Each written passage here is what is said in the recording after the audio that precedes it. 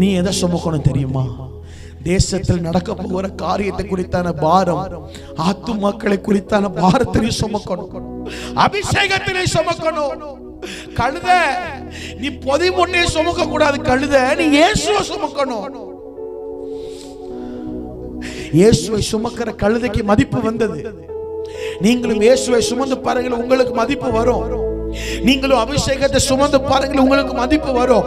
நீங்களும் தரிசனத்தை சுமந்து பாருங்கள், உங்களுக்கு மதிப்பு வரும். நல்லா புரியணும். கழுதை இயேசு மட்டும் சுமக்கல, இயேசுவுடைய கண்ணீரையும் சுமந்தது. அல்லேலூயா சொல்லுங்க.